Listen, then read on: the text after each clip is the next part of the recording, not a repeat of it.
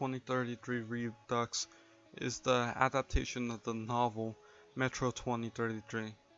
The alt tag Redux is because this is a revamped version of the original game, Metro 2033.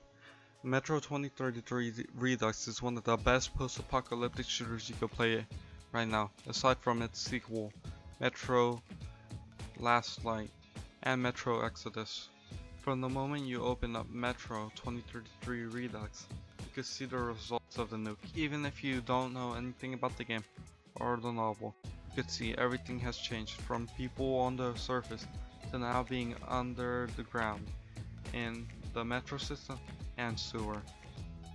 You wake up and have to follow your father in the first mission.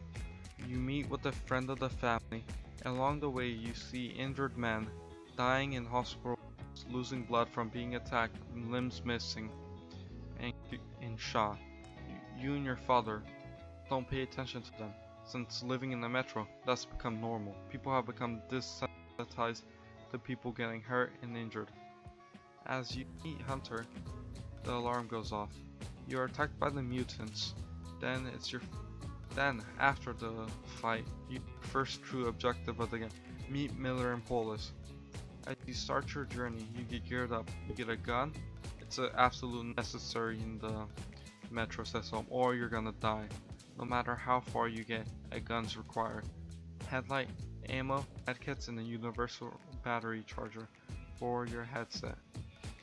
As soon as you leave, you get attacked by a different type of mutants. These ones are called Dark Ones. These are the reasons why you have to go find Miller, to figure out a way how to destroy them. So, they put everyone to sleep in the minecart. After you resist but you somehow resist being put to sleep. You are cut loose from being helped by any new character from this mission forward.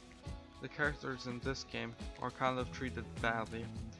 They appear once to tell you a mission and somehow are all cut away from you, with some exceptions being Khan and Miller.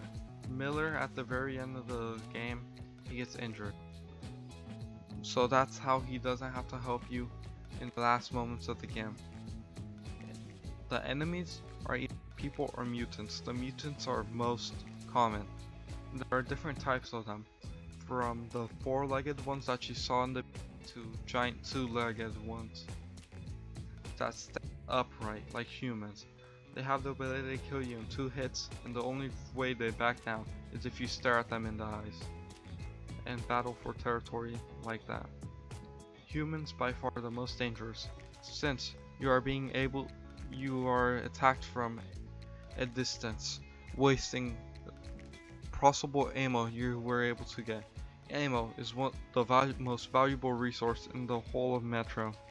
Being able to buy guns, more ammo, by using it. The only ammo they accept though is pre-war. That's why it's so expensive, because you guys can't make anything of that caliber in the sewer system. The book, on the other hand, is excellent. As opposed to the game kind of handles the characters in a weird way. They just kind of appear and disappear randomly. Meanwhile, the game gives them backstory and travels with the main character, Artyom.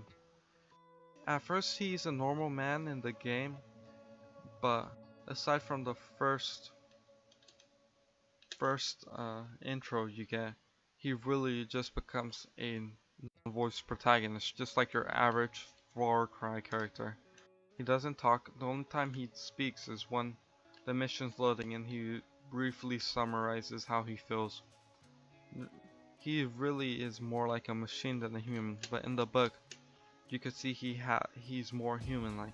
When he starts to cry because the first person he meets outside of the metro, outside of his safe place, his home, dies because of his incompetence, because he failed to do his job. He's also given much more story as we figure out what happened to his family, since in the book we learned that his father in the video game wasn't his fraternal dad, but a stepdad.